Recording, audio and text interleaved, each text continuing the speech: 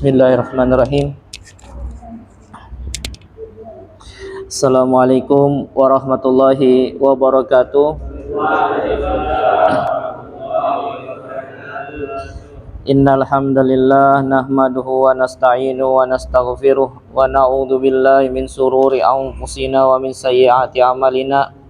May yahdihillahu fala mudhillalah wa man yudlilhu fala hadiyalah. Rabbi shrahli sadri wa yassiril amri wahlul 'uqdata min lisani yafqahu qawli, amma ba'du. Hadirin yang insyaallah dirahmati Allah Subhanahu wa taala, pertama-tama marilah kita panjatkan puja dan puji syukur kita kehadirat Allah Subhanahu wa taala, yang dimana Allah Subhanahu wa taala masih memberikan kita untuk sekian kalinya berbagai macam kenikmatan sehingga kita dapat berkumpul kembali setiap minggunya di tempat yang insyaallah dimurati Allah Subhanahu wa taala. Mudah-mudahan kita semua yang hadir pada malam hari ini Allah limpahkan rahmat, hidayah serta inayah, dan mudah-mudahan hajat kita dikabulkan oleh Allah Subhanahu wa taala. Amin ya rabbal alamin. Salawat dan salam tak lupa kita aturkan kepada junjungan kita, Nabi besar Nabi Muhammad sallallahu alaihi wasallam, yang telah menghijrahkan kita minal gulumati ila nur, dari alam kegelapan menuju alam terang menerang seperti yang kita rasakan pada saat ini. Hadirin yang insyaallah dirahmati Allah Subhanahu wa taala, melanjuti pengajian kita yang dimana pada minggu kemarin kita masih berada di dalam babus sholah atau bab sholat, yang dimana kemarin kita membahas tentang waktu-waktu sholat, kita membahas tentang sholat 5 waktu secara makna dan waktunya, seperti duhur, asar, maghrib, isya, dan subuh. Dan kemarin juga kita telah membahas tentang a'dzarus sholah, tentang keuzuran dalam meninggalkan sholat, seperti yang diterangkan kemarin bahwasanya uzur sholat itu ada 2 yang paling sering terjadi. Yang pertama adalah ketiduran, kemudian yang kedua adalah lupa, dan itu yang dimaafkan. Ada lagi yang ketiga tapi tidak dimaafkan, yaitu sengaja. Dan sekarang kita akan masuk tentang syarat-syarat sholat. Jadi sebelum masuk di syarat-syarat sholat, kita harus tahu dulu syarat wujubus sholat. Syarat-syarat ya, siapa sih yang diwajibkan sholat ini? Dan di sini disebutkan babu syurutul wujubus sholat. Adapun syarat yang dimana apabila syarat tersebut ada dimiliki seseorang, maka seseorang tersebut sudah diwajibkan untuk sholat. Seperti apa? Yang pertama jelas, yang sholat itu adalah orang Islam. Syarat pertama harus Islam. Fala tajibu alal kafir asli wala qada alaih idza aslam. Jadi ketika ada orang yang non muslim melaksanakan sholat, maka jelas-jelas sholatnya sah apa enggak? Tidak sah, ya. Akan tetapi ketika dia masuk Islam, dia memeluk Islam, kemudian dia melaksanakan sholat, kemudian kewajiban-kewajiban selama dia tinggalkan sholat selama masa dia tidak Islam, maka dia tidak wajib untuk mengqada sholat tersebut. Dan berbeda amma murtad, ketika ada seseorang, hadirin rahimakumullah, na'udzubillah, ketika ada seorang yang meninggalkan Islam misalkan, murtad dengan sengaja misalkan, kemudian dia kembali memeluk Islam 1 bulan, dia murtad, akhirnya 1 bulan dia kembali untuk memeluk Islam. Nah, selama 1 bulan yang ia tinggalkan sholat dia kerjakan, yang tidak dia kerjakan, maka dia diwajibkan untuk mengqada sholat selama sebulan. Kemudian syarat wajib sholat kedua adalah bulug, atau orang yang sudah balik. Fala tajibu ala sobi walau mayizan wa yakunu bulug bila salah salamat. Jadi tanda bulug atau tanda-tanda orang yang telah mendapatkan taklif atau mendapatkan untuk mengerjakan kewajiban perintah Allah Subhanahu wa taala, itu ada 3 tanda. Yang mana sebelumnya kita sudah membahas bahwasanya apabila ada seorang anak yang sudah mencapai umur 15 tahun, maka dia sudah diwajibkan untuk sholat. Wa tabda minan fisalil badan min rahim idal murul 15 sana qamariyan tahdian. Dan 15 tahun ini standarnya bagaimana, Pak? Dihitung dengan syahrul qamari. Jadi secara Masehi, astagfirullah, apa? Hijriyah, tahun Hijriyah. standar Hijriah. Kemudian yang kedua, ketika orang sudah diwajibkan sholat apabila ihtilam, ya, buat remaja-remaja apabila sudah mimpi basah, bukan mimpi basah tiba-tiba ngumpul ya, bukan. Nanti yang umur, walaupun karena semuanya mimpi basah Pak, ada umur 5 tahun mimpi basah juga, tapi ini beda. Tapi yang sudah umur 15 atau mendekati umur 14-15, ketika sudah mimpi basah, maka dia sudah diwajibkan namanya sholat.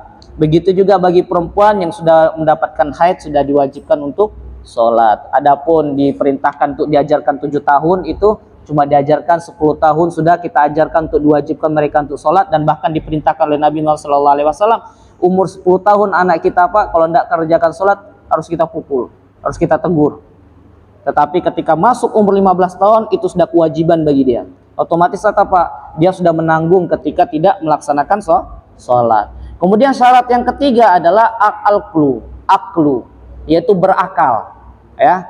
Jadi jangan pernah marah deh ketika ada orang gila kita ke masjid, para orang gila tuh tidak sembayang misalkan. Kita ngomongin nih, tidak sembayang, enaknya dia misalkan gitu kan. Nggak boleh deh, karena memang mereka tidak diwajibkan untuk sholat, karena memang mereka tidak berakal. Karena apa? Akalnya tidak ada.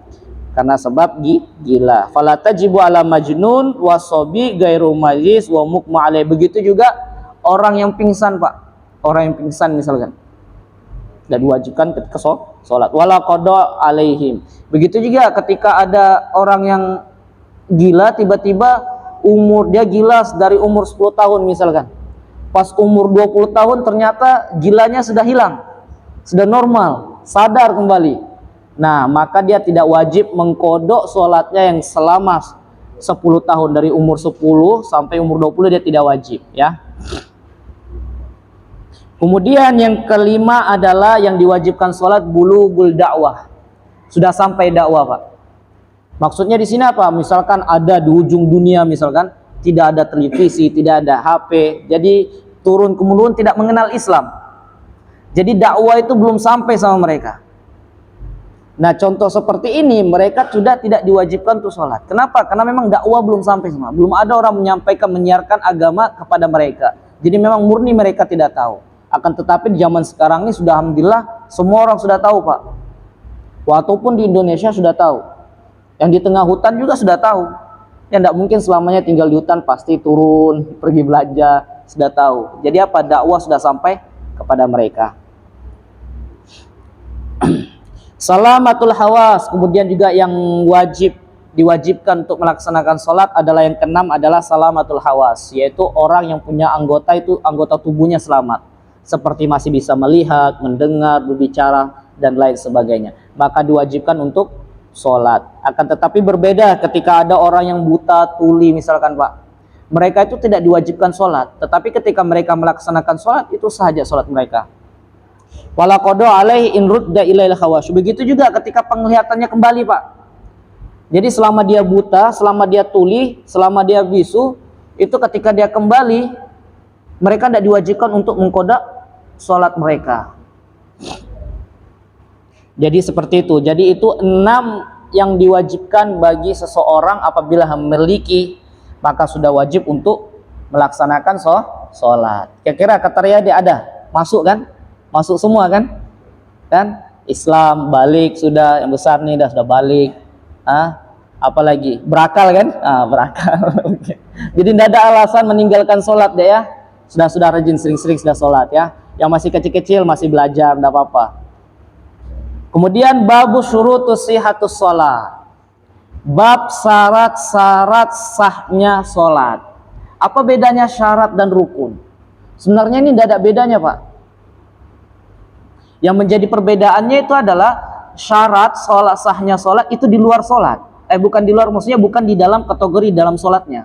Akan tetapi rukun, kalau rukun ini kalau kita kumpulkan jadi satu, dia namanya nanti sholat.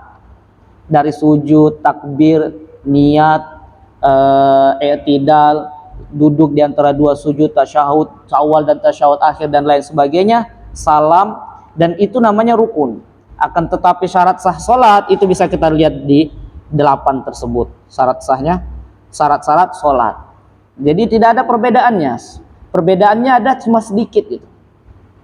Tetapi dua-duanya miliki. Apabila syarat satu saja tidak ada, maka sholatnya juga tidak sah. Begitu juga rukun. Rukun ketika tidak ada satu rukun yang wajib di dalam sholat, maka sholatnya juga tidak sah. Nah, syarat pertama adalah taharatul hadasen, suci dari dua najis.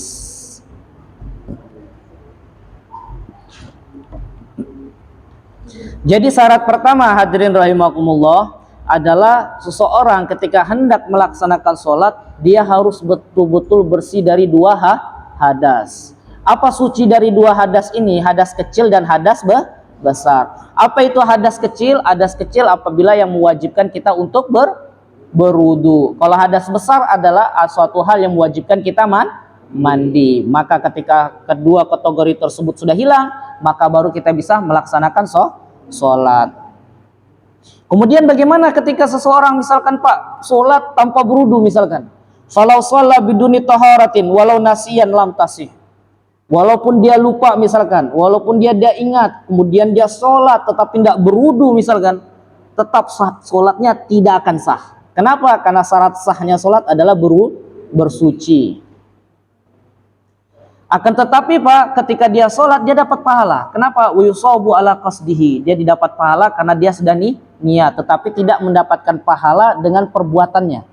Pekerjaan sholatnya tidak dapat pahala, tetapi niatnya sudah mendapatkan pahala.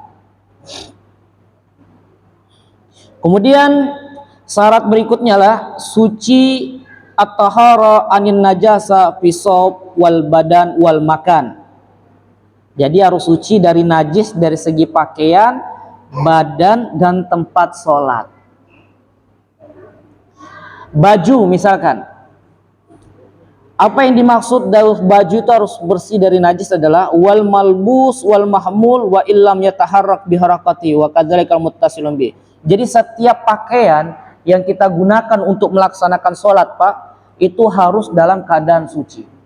Jadi artinya apa? Tidak boleh terkena najis, tidak boleh baju tersebut misalkan habis terkena najis, baik itu najis kotoran misalkan atau najis sendiri, baik itu dari air kencing atau dan yang lain sebagainya, atau darah atau kotoran hewan misalkan, atau nanah biasanya yang najis-najis mengenai tubuh kita, maka baju tersebut tidak boleh dipakai kecuali kita sudah membersihkan baju tersebut, maka baru boleh digunakan untuk sholat. Begitu juga semua Pak yang kita pakai, walaupun misalkan baju anak-anak ini misalkan ada misalkan di belakangnya ini sayap gitu misalkan, itu juga sayapnya harus bersih. Kenapa? Karena sayapnya ini menyambung dengan bajunya. Begitu juga pakaian misalkan surban Pak, pakai surbannya panjang misalkan, ketika sholat rupanya surbannya yang di belakang itu tidak ikut gerak Ustaz, misalkan panjang surbannya kan sampai ke saf ketiga gitu misalkan. Nah yang paling ujungnya itu juga harus bersih Pak, walaupun dia tidak ikut gerak sama kita ketika sholat.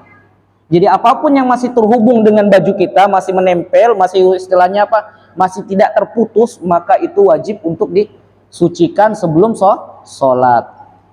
Begitu juga badan hadirin rahimakumullah. Zahirul badan musalla wa yashmud dakhil anf wal fan. Tubuh kita nih harus bersih, suci. Dari ujung kaki sampai ujung rambut tuh harus suci deh ketika sholat ya. Jadi ketika misalkan di ujung kaki ada kotoran harus dibersihkan ya. Begitu juga di bagian misalkan ada bagian-bagian di luar, misalkan di luar telinga yang nampak ya, nampak dilihat, bukan di dalam betul enggak.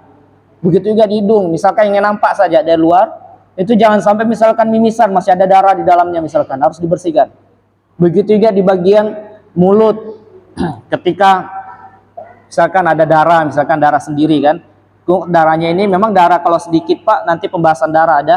Kalau darahnya sedikit itu masih dimaafkan, tetapi kalau sudah terbilang kita anggap itu darahnya ini sudah banyak, maka itu tidak dimaafkan, dikategorikan najis. Dan apabila ada ketika kita sholat, kita dianjurkan untuk mengulang sholat kita.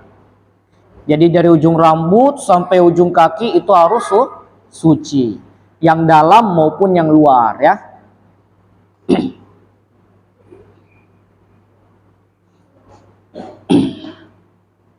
Begitu juga hadirin rahimakumullah, al-makan Walladzi yulaqi asna'i sholati ala yubashiru sawbu banahu. Begitu juga tempat juga harus bersih, hadirin rahimakumullah.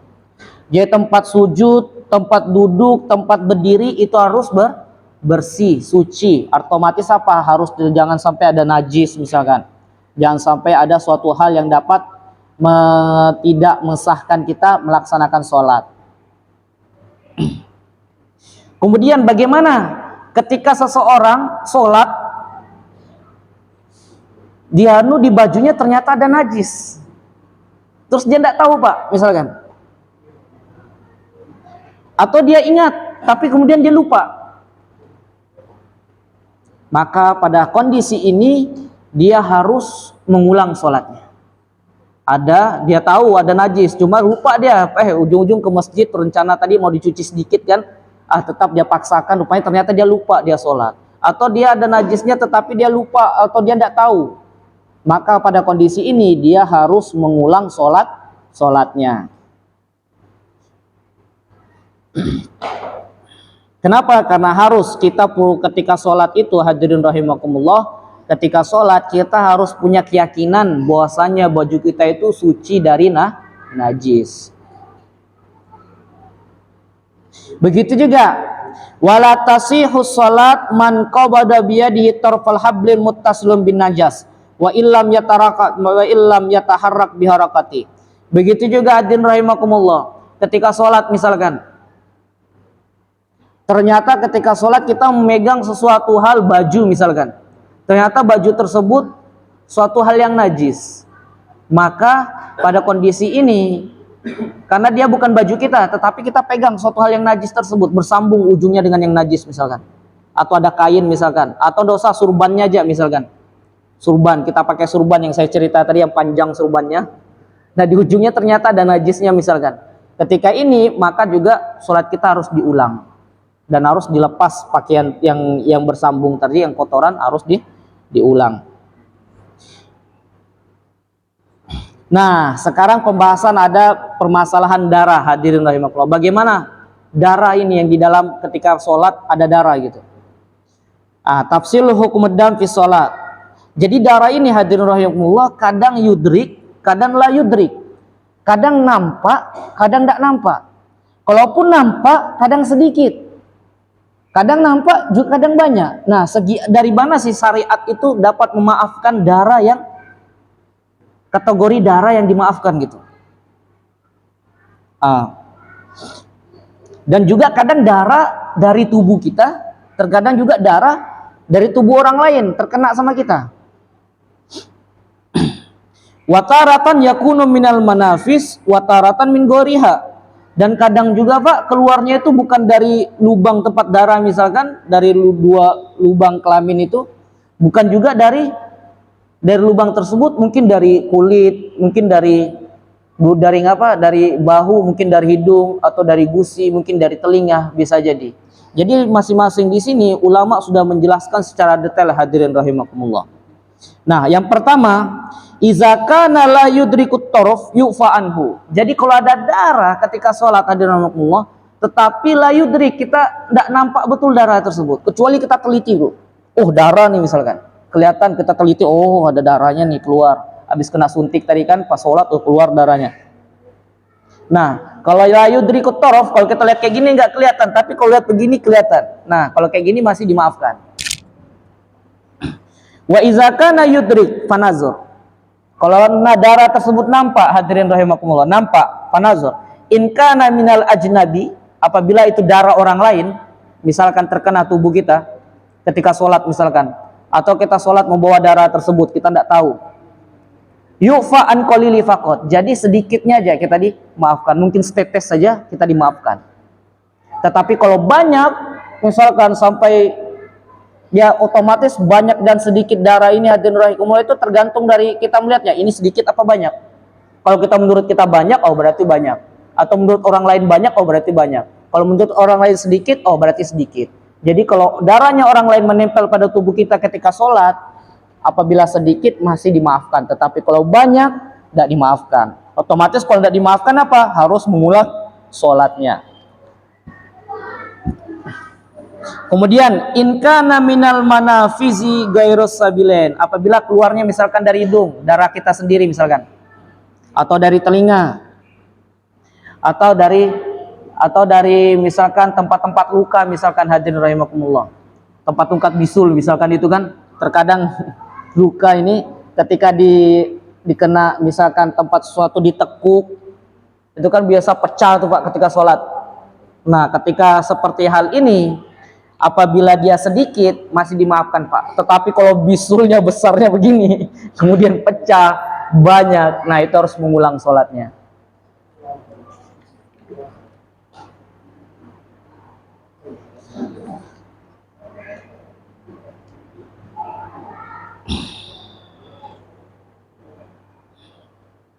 Begitu juga darah, kesimpulan darah ini hadirin rahimakumullah, inlan yakuna bifi'li, kalau bukan karena perbuatan kita gitu, misalnya keluar sendiri.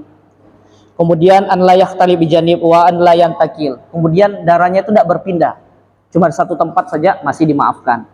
Karena terkadang juga suatu darah hal tersebut memang kita sengaja gitu, apalagi yang remaja-remaja ini kan Pak, kalau sudah imam bacaannya lama, apalagi yang model-model yang sudah berjerawat itu, mulai sudah tangannya begini sambil sholat, tidak tersasa, tiba-tiba terpencet jerawatnya, keluar darahnya.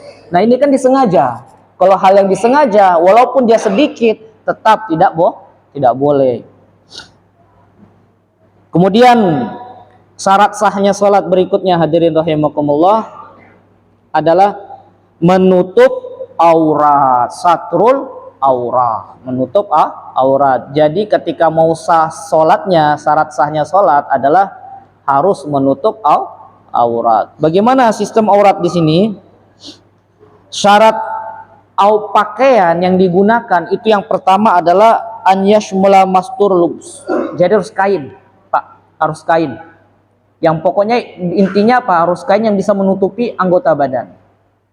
Karena ada yang bisa menutupi aurat kita, tetapi bukan kain. Seperti orang sembahyang telanjang bulat dalam tenda misalkan. Dia sendiri telanjang bulat, itu tutup auratnya. Tetapi itu bukan kain. Maka yang diharuskan di sini adalah malbus atau mastur lubsan, secara pakaian yang menempel yang kita pakai. Kemudian yang kedua, syarat kedua adalah an yamna laun basah. Pakaian tersebut yang kita gunakan untuk sholat harus tidak transparan. Ada juga kain tapi tanpa transparan gitu. Misalkan pakai sarung transparan tiba-tiba sholat ya kelihatan. Maka hal tersebut tidak bisa dikategorikan menutup aurat. Nah, adapun aurat laki-laki, adik-adik sekalian, aurat laki-laki itu kalau dia lagi sendiri, aurat laki-laki kalau lagi sendiri itu adalah harus menutup dua itu, depan belakang harus ditutup ya, depan belakang harus ditutup kalau sendiri. Makanya kalau masuk WC itu jangan telanjang bulat deh, serius ya, jangan telanjang bulat, tidak boleh. Kalau bisa pakai celana dalam mandi. Kenapa? Tahu kan baca doa masuk WC itu apa? Allahumma inni a'udzubika minal khubsi wal khaba'is, dari jin laki-laki dan jin perempuan. Jadi kita dianjurkan untuk menggunakan, walaupun lagi sendiri juga menggunakan namanya celana dalam. Kemudian adapun aurat laki-laki ketika sholat itu hadirin rahimakumullah, wa indan nisal maharim warijal ma baina surah wa rukbah. Jadi aurat laki-laki itu hadirin rahimakumullah dari pusat sampai lutut. Itu yang harus ditutup, yang wajib untuk ditutup ketika sholat. Jadi ini harus ditutup. Ketika sholat ini tidak ketutup, maka otomatis apa? Sholatnya tidak sah. Wa huma laysat min al-arra walakin yajibu satru syai'in minhuma liqaida ma la yatim wajib illa bihi. Jadi kemudian muncul pertanyaan hadirin rahimakumullah, kalau auratnya laki-laki ketika sholat itu baina surah wa rukbah, berarti boleh dong sholat tidak pakai baju? Boleh sah. Tapi masa sampai mau misalkan memang sah secara syariat, tetapi secara adab sangat disayangkan. Ya, kita ketemu pejabat aja nggak boleh, ketemu bupati aja masih malu-malu, gimana Pak? Berani nggak dek buka baju ketemu bupati? Berani nggak? Atau ketemu kepala sekolah nggak pakai baju misalkan, dipanggil kepala sekolah misalkan, Nggak pakai baju, berani nggak? Nah, begitu juga adab kita ya. Karena apa? Kadang ada kondisi hadirin rahimakumullah yang memang betul-betul ketika masuk waktu sholat itu sama sekali tidak ada pakaian. Nah, otomatis apa? Ketika kita punya kain untuk menutup yang wajib kita tutup dulu. Kemudian ada 2 kain, masih ada 2 kain kita tutup lagi yang bawah. Kemudian ada lagi 3 kain kita tutup lagi yang di atas. Tapi bagaimana kalau cuma 1 kain saja kita punya misalkan? Terbilang fakir betul misalkan Pak. Atau dia di suatu tempat yang memang tidak ada orang sehingga untuk melaksanakan sholat misalkan. Cuma ada 1 kain. Ya sudah, tidak apa-apa. Dia gunakan kain tersebut sampai dari surah wa rukbah. Karena memang tidak ada lagi kondisi untuk menutup. Terus bagaimana kalau kainnya kurang misalkan? Kainnya misalkan cukup menutup celana dalam misalkan. Ya sudah, tidak apa-apa. Karena memang tidak ada lagi. Kita ninggalkan sholat juga haram. Maka boleh karena memang darurat ya. Dan bahkan ulama menyebutkan hadirin rahimakumullah, kalau cuma ada 1 kain yang bisa menutupi antara menutup di depan atau menutup di belakang, itu ulama lebih mendahulukan untuk kita menutup yang di depan. Saking detailnya itu para ulama menjelaskan bagaimana hukum tentang menutup aurat. Dan ini memang kondisi yang memang betul-betul tidak ada kain Pak. Sekarang alhamdulillah banyak kain. Kalau tidak ada kain tetangga Pak ya. Stop, bercanda. Kemudian begitu juga perempuan. Perempuan itu auratnya itu di luar sholat itu semua dari anggota tubuhnya itu aurat, kecuali di sholat antara baina wajhi wa kafain. Jadi 2 telapak tangannya dan dagu di bawah dagunya ini sampai dagunya. Wajahnya itu saja yang boleh dibuka. Begitu juga hadirin rahimakumullah. Ketika perempuan itu juga tidak bisa sembarangan menggunakan kain mukena, karena sebagian juga ada mukena ini Pak yang ketika ruku kelihatan dari belakang, kelihatan auratnya dari belakang. Jadi murni harus betul-betul yang dapat menutupi, atau mungkin dengan cara yang melipat ke pakaian untuk bisa menutupi dari belakang.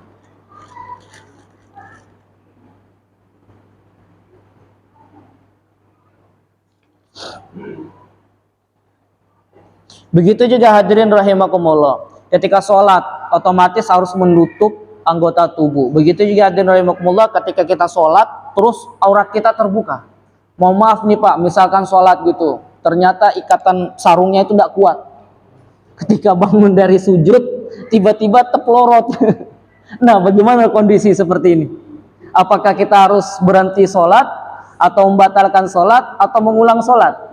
Nah, kalau Bapak cepat ambilnya, misalkan diambil, ditutup lagi, cepat gitu, itu masih bisa dimaklumi atau masih bisa dimaafkan dan dilanjutkan sholatnya tetap sah. Tetapi kalau Bapak masih dah sadar gitu, nggak sadar, tunggu disadari dulu, sudah lama waktu untuk menutup aurat tersebut, maka Bapak harus mengulang sholatnya ya. Begitu juga deh, misalkan ada teman yang bermain, misalkan tiba-tiba angkat gitu kan, cari. Apalagi sekarang nih, nggak usah jauh-jauh Pak. Itu kalau orang pakai kaos, pakai celana jeans, itu nggak sadar deh tuh Pak kalau belahan belakangnya itu kelihatan. Dan ini kenapa? Karena memang kekurangan ilmu dalam menutup aurat. Dan ini dibiarkan lagi, kalau dia tadi tutup pakai tangannya tadi nggak apa-apa. Ini malah dibiarkan, kasihan yang di belakang. Ya deh ya, jangan pernah sholat. Kalau bisa alhamdulillah di masjid sudah sediakan sarung. Di masjid ada sediakan banyak sarung, ada sajadah, sudah siapkan. Jadi jangan malu untuk gunakan sarung di masjid. Kalau kita pakai celana, karena dia khawatirkan deh ketika ruku nanti belahan kamu di belakang itu kelihatan. Jadi ketika kelihatan dilihat orang lain, tidak kita tutup cepat, itu bisa apa? Bisa membatalkan sholat.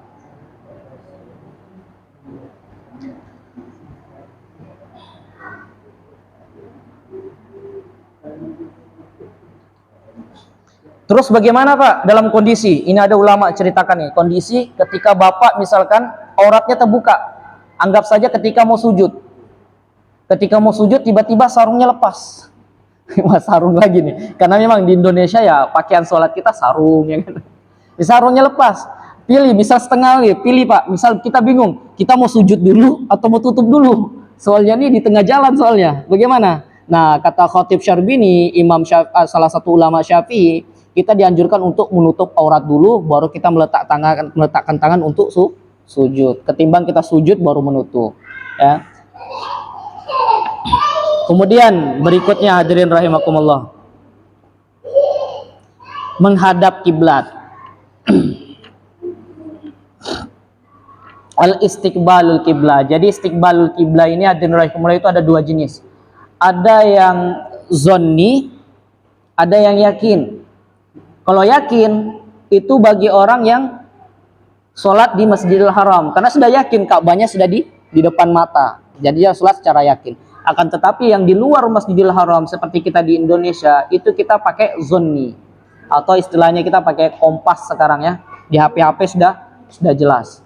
Jadi syaratnya nih hadirin rahimakumullah, ketika hendak sholat kita harus tahu arah kiblat. Jadi alhamdulillah kita di sini di masjidnya mihrabnya sudah alhamdulillah menghadap kiblat. Di setiap HP juga ada kompas ngarah kiblat. Macam-macam sudah ya, enggak kayak zaman dulu susah.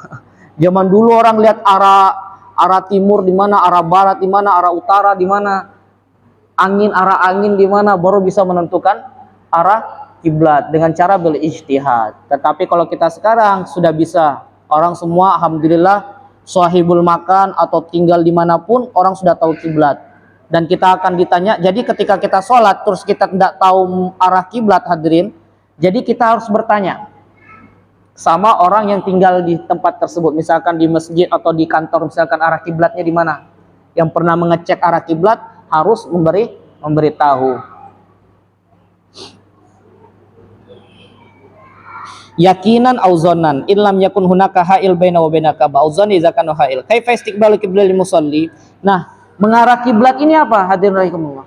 Ketika seorang sholat itu dadanya harus menghadap kiblat. Jadi tidak boleh sholat tuh begini deh ya, miring begini, mukanya ke depan, dadanya menyamping gitu. Jadi harus sadarnya dada kita ini menghadap kiblat. Wa in kana muntaji'an bil wajhi wa sadar. Terus bagaimana orang yang sholat duduk misalkan muntaji'an atau ya seperti duduk seperti ini, otomatis juga muka dan dadanya harus menghadap kiblat. Begitu juga iza kana mustalqiyan, kalau ada orang yang tidur misalkan, otomatis dia harus menghadap kiblat, kakinya itu Pak. Kakinya harus menghadap kiblat. Dan boleh kita meninggalkan kiblat dek, tetapi di dua hal. Meninggalkan kiblat seperti apa? Di Sidatul Khauf, waktu sholat masuk ketika perang misalkan, nanti ada sholat khauf, nanti ada, atau ada kebakaran, kemudian ada gempa bumi, pokoknya situasi yang sangat menakutkan Pak. Ketika kita sholat itu kita tidak bisa fokus untuk menghadap kiblat. Jadi kita dalam kondisi ini boleh kita meninggalkan kiblat. Kemudian yang kedua, boleh kita meninggalkan kiblat itu adalah nafilus safar. Sholat sunnah safar ketika kita berkendaraan. Ketika kita jalan misalkan, atau ketika kita naik di atas perahu, di atas mobil, boleh kita tinggalkan kiblat. Akan tetapi arah kiblat ini tidak bisa terjadi di sholat farad.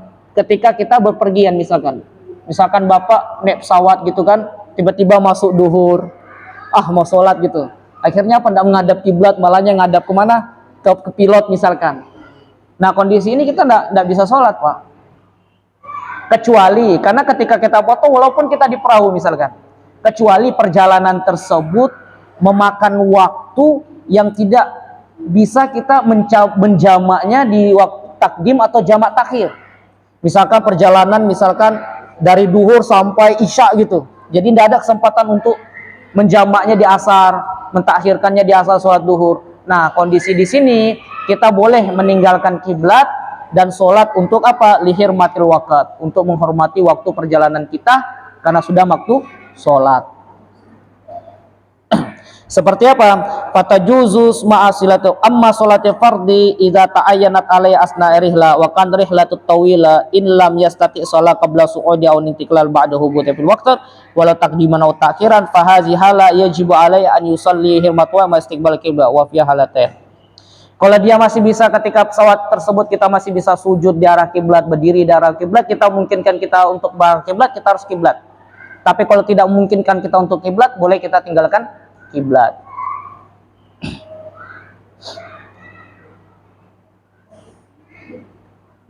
Jadi apa? Sholat yang seperti ini hadirin rahimakumullah tidak menghadap kiblat. Nanti ketika kita sampai di Indonesia, kita harus kodok. Atau kita sudah sampai di bandara, keluar dari bandara, kita harus mengkodok sholat tersebut. Kenapa? Karena sholat kita seakan-akan belum sempurna, karena tidak menghadap kiblat.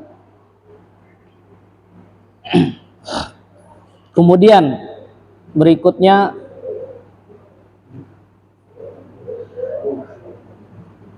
masuk waktu sholat. Dukhulul waqt. Jadi sebelum melaksanakan sholat hadirin rahimakumullah, kita harus meyakini bahwasanya waktu tersebut sudah masuk. Jadi ketika ada jadi syarat sahnya sholat ini adalah kita mengetahui waktu tersebut betul-betul masuk. Kalau kita ragu hadirin rahimakumullah, ragu pas kita sholat ternyata waktunya apa? Waktunya kita sholat tersebut tepat waktu gitu. Oh ternyata masih di waktu duhur ketika sholat. Nah kita harus mengulang sholat kita hadirin. Mengapa? Karena kita ragu ketika hendak sholat, kita ragu. Jadi harus murni, keyakinan terus ada. Dan sekarang alhamdulillah ada jam gitu.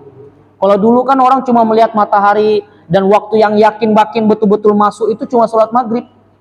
Yang orang yakini dulu secara yakin. Misalnya apa? Guru bersyams, matahari terbenam, dan itu sudah waktu yang sangat, ketika tidak ada HP, tidak ada kompas, tidak ada jam dan lain sebagainya, itu sudah waktu yang paling yakin sudah ketika matahari terbenam, waktu maghrib. Sedangkan sisanya orang masih apa? Masih mencari dulu waktu. Dan alhamdulillah sekarang kita zaman yang canggih, walaupun tidak kita lihat sudah diingatkan, ya setiap sebelum azan 1 menit ada Muslim Pro, sudah diingatkan bunyi HP-nya. Atau ndak alhamdulillah ada azan, alhamdulillah senantiasa azannya 5 waktu terus, sudah diingatkan. Jadi sebelum kita hendak melaksanakan sholat, yang pertama harus kita ketahui adalah kita harus meyakini bahwasanya waktu tersebut sudah masuk. Kemudian bagaimana seseorang yang tidak tahu waktunya Pak? Tiba-tiba langsung saja dia sholat. Tidak tahu dia masuk apa enggak. Nah itu harus dilihat Pak. Bagaimana? Fala tasyihu sholatuhu wa in kana fil waqt. Tidak sah sholatnya walaupun dia sholat tuh kalau secara kenyataan waktunya masuk. Tapi dia ragu sholatnya, ini masuk waktunya apa enggak, tapi dia langsung gas sholat. Ketika betul ternyata di tepat waktu, maka sholatnya enggak salah. Kenapa? Li adamil jazmi bin niyah. Begitu juga walau sholat ba'dal ijtihad, summa tayakkana annahu kharijul waqt fama hukmu.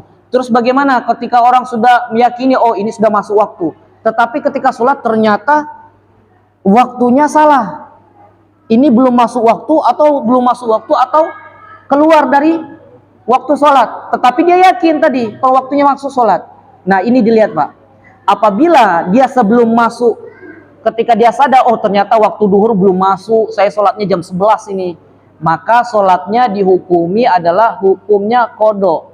Kodok dalam arti apa? Dia mengganti sholat yang pernah dia tinggalkan. Kemudian otomatis apa? Dia ketika masuk waktu duhur dia sholat lagi. Nah terus bagaimana ketika dia sadar ternyata waktunya sudah lepas gitu di jam 4 misalkan, ternyata waktu duhur sudah selesai. Bagaimana hukum sholatnya? Hukum sholatnya adalah maka hukumnya itu terbilang dihukumi kodok untuk menggantikan sholat yang di duhur tadi yang dia ketinggalan waktu, dan tidak perlu lagi dia mengulang sholatnya. Seperti itu.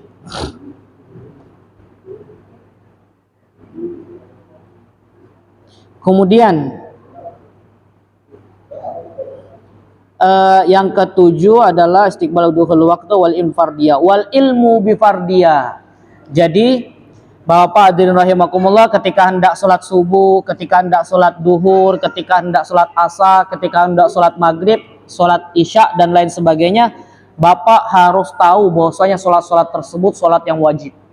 Jadi jangan misalkan ada adik-adik ini misalkan kan, karena dia baru-baru sholat misalkan sudah balik misalkan, tetapi ketika dia masjid dia meyakini bahwasanya sholat duhur itu sunnah misalkan, maka sholatnya itu tidak sah. Jadi betul-betul kita harus meyakini bahwasanya sholat tersebut adalah sholat yang wajib. Atau dia ragu, Pak, misalkan ini wajib apa sunnah, tetap harus mengulang sholatnya sampai dia betul-betul yakin bahwa sholat yang dia sholat itu adalah sholat yang wajib. Ketika dia masih ragu, tidak sah sholatnya, atau dia sampai menganggap sampai hukum sholat duhur adalah sholat yang sunnah, maka dia tidak sah sholatnya, harus mengulang dengan betul-betul meyakini sholat duhur adalah wajib. Begitu juga hadirin rahimakumullah, an la ya'taqida fardan min furudiha sunnah. Tidak boleh kita meyakini setiap rukun-rukun nanti yang akan kita bahas itu yang dibawanya rukun-rukun sholat, kita anggap itu adalah rukun yang sunnah. Tidak boleh. Kita menganggap rukun tersebut satu saja rukun sunnah, sebenarnya itu wajib, tapi kita anggap sunnah, maka tidak sah sholat kita. Jadi harus murni kita meyakini rukun-rukun yang syarat sahnya sholat, rukun-rukun sholat yang harus ada di dalam sholat, maka itu harus kita yakini wajib ada. Kalau kita menganggapnya sunnah, maka batal sholat kita. Tetapi berbeda ketika apa? Ya takid taraddada misalkan. Taratan ya takidut anna jami' af'al sholat furud fatasiyu sholatu. Karena ada orang yang meyakini bahwasanya gerakan-gerakan sholat yang kita laksanakan itu semuanya wajib, maka tidak apa-apa sah sholatnya. Ada juga taratan ya takidu anna jami' af'al sholat sunnah.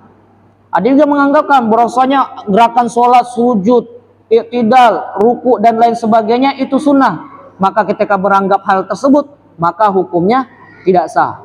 Akan tetapi wataratan ya'taqidu anna fi sholati furudan wa sunan. Tapi kalau dua, ada wajib, ada sunnah misalkan, maka walakin la yumayyiz bainahuma, dan dia tidak bisa membedakan yang mana sunnah, yang mana rukun, maka masih tetap sah sholatnya, Pak. Jadi seperti itu adalah syarat-syarat sholat.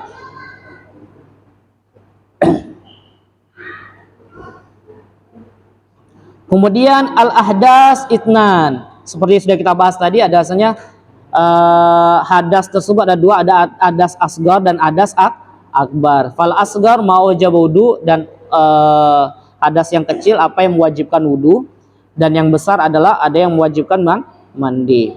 Kemudian aurat arba'a, auratur rujuli mutlaqan wal amma fi sholat ma baina surah wa raqbah. Jadi laki-laki auratnya ketika di sholat seperti yang kita bahas tadi sebelumnya, antara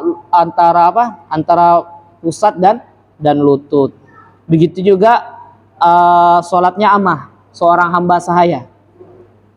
Tapi hamba sekarang alhamdulillah tidak ada, Pak, ya. Jadi tidak perlu kita bahas. Karena memang hukumnya itu beda, Pak, dalam syariat. Kalau ada hamba sahaya, ada budak, itu hukumnya beda. Begitu juga aurat perempuan di waktu sholat adalah seluruh anggota tubuhnya kecuali wajah dan ketelapak tangannya. Begitu juga aurat perempuan yang merdeka, budak perempuan di hadapan laki-laki lain bukan mahramnya adalah seluruh anggota tubuhnya yang bukan muhrimnya, Pak. Misalnya orang lain, perempuan lain yang bukan ada hubungan kerabat dengan kita, maka auratnya adalah semua anggota tubuhnya. Dan apabila di hadapan mahramnya atau sesama perempuan, maka auratnya antara pusat dan lutut. Tetapi kalau kalau muhrim, misalkan istri kita atau misalkan keluarga ibu kita, itu tidak ada auratnya, Pak. Kecuali auratnya apa? Antara yang ini aja, rokbah wa surah, antara lutut dan pusat. Tapi sekarang kalau mau lihat antara perempuan sekarang susah, Pak. Disuruh kita jaga pandangan, susah. Lihat ke bawah, gunung ke kiri, gunung ke kanan, ke atas, gunung, susah. Mau menghindar juga susah, Pak. Masa kita disuruh jalan kata-katanya, kan sekarang tuh parah, Pak. Kalau perempuan menutup aurat tuh dia punya apa? Dia punya bukan ambisi sih, istilahnya argumen itu mengatakan bahwasanya laki-laki harus tunduk pandangan. Bagaimana mau tunduk pandangan? Kalau mau tunduk pandangan begini jalan nabrak. Susah sekarang masalah aurat. Begitu juga laki-laki, ya sudah tahu auratnya antara lutut dan pusat, ya jangan pakai kolor keluar deh ya, mulai sekarang. Walaupun di dalam WC juga gunakan tutup betul auratnya, ya. Kalau kamar mandi kalau bisa gunakan celana dalam, ya. Biar apa? Biar nggak diintip jin perempuan. Karena bahaya. Begitu juga perempuan, ya istilahnya apa? Istilahnya biar berargumen itu pasti, Pak. Kita sama-sama menjaga perempuan menutup auratnya, laki-laki menjaga pandangan. Laki-laki tidak bisa melihat kecuali kalau bukan perempuan yang buka, Pak. Ya kan? Karena laki-laki semua di sini ya kita bilang laki-laki. Beda kalau sama perempuan. Karena begitu. Kasusnya begitu, Pak. Kadang berargumen juga, saya sudah tutup rapat, Ustaz. Saya sudah tutup badan, bahkan cuma mata saya cuma kelihatan, tapi masih ada juga orang yang lirik-lirik saya. Karena memang susah. Makanya dalam menjaga muru'ah atau aurat ini memang harus sangat dianjurkan. Apalagi kita punya anak perempuan, betul-betul kita kasih tahu agar senantiasa menutup auratnya. Karena apa? Karena kita akan dipertanggungjawabkan tentang keauratannya tersebut, tentang didikannya tersebut. Ada pertanyaan hadirin rahimakumullah? Karena berikutnya itu tentang rukun-rukun sholat, Ustaz. Kalau bahas rukun-rukun sholat tidak selesai. Ada pertanyaan permasalahan syarat sah sholat?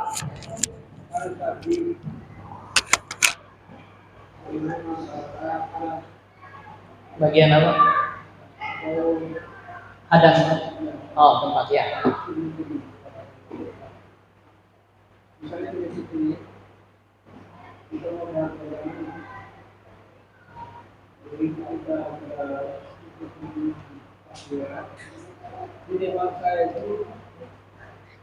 Teh cica.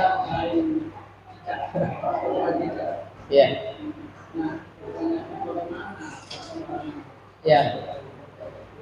Teh cica ini termasuk kotoran yang dimaafkan apabila kering, Pak. Dosa jauh-jauh, Pak. Itu kan cuma di depan, bukan di pakaian kita. Sedangkan kita ketika sholat saja, setengah sholat itu tiba-tiba dosa jauh-jauh teh cica, teh burung misalnya. Sholat misalkan ternyata masjidnya ada sarang burung walet misalnya. Kita sholat tiba-tiba jatuh kotoran misalnya. Kalau dia kering, misalkan ada kotoran lama misalkan cuma tergeser sama apa misalkan sama angin kena. Atau tidak sengaja masuk di kantong. Itu kalau kering kita dianjurkan untuk ambil dan buang, lanjutkan sholat. Kemudian kalau basah, najisnya basah, itu kita kena baju, kita dianjurkan ketika sholat setengah sholat dibuka baju. Kalau di dalamnya masih memungkinkan menutup aurat gitu, masih ada baju kaos dalam misalkan, atau bos kutang yang masih bisa menutup aurat. Jadi segera harus dibuka. Tapi kalau dibuka ada auratnya terbuka, maka kita harus membatalkan sholat kita. Begitu juga tempat, Pak. Tempat apabila ada teh cicaknya, karena yang disyaratkan di sini adalah tempat sujud kita. Pakaian yang menyentuh dengan anggota, dengan apa? Dengan tempat sajadah. Nah, jadi sekitaran lah beginilah misalnya. Tapi ada kotoran cicak di sebelah, itu tidak masalah, masih sah saja sholat kita. Tetapi dengan syarat itu dihukumi makruh. Kita sholat di kurbit najis itu makruh. Tetapi beda misalkan Bapak tidak bisa menghindar, misalkan ternyata masjid ini beberapa tahun sudah pernah bersihkan, banyak kotoran burungnya, banyak kotoran cicaknya. Akhir mau sholat gimana susah dibersihkan, cuma digeser-geser gini aja cuma dapat bersih. Kita sholatnya tetap sah dan juga sholat kita di dekat tersebut dihukumi makruh. Hukum makruh bagaimana? Kalau kita tinggalkan kita dapat pahala, tapi kalau kita tetap kerjakan kita sah aja kita punya sholat. Begitu juga Pak, ada kotoran misalkan di balik sajadah, ternyata penuh dengan teh cica misalnya, atau penuh dengan teh burung, masih sah sholat kita. Kenapa? Karena tidak bersentuh langsung dengan tangan dan kaki kita atau lutut tempat mahal sujud ini, tidak bersentuh langsung. Jadi ketika ada kotoran, kalau memang makan yang saya sebut sholat itu perhatikan Pak. Kalau ada teh cica ya ketek aja, kalau kering ketek aja Pak. Kalau bisa diambil aja, karena kering. Tapi kalau basah jangan coba-coba, bau itu. Jadi seperti itu Pak. Jadi masih dimaafkan. Kecuali banyak betul teh cicaknya, misalkan sudah segumpal, itu tidak bisa dimaafkan. Ada sudah masuk isya kan? Mungkin kita cukup sekian apa yang dapat kita sampaikan, semoga mudah-mudahan bermanfaat bagi kita semua. Mari kita baca doa kafaratul majlis. Subhanakallahumma wa bihamdika asyhadu an la ilaha illa anta astaghfiruka wa atubu ilaik. Wassalamualaikum warahmatullahi wabarakatuh. Kertasnya nanti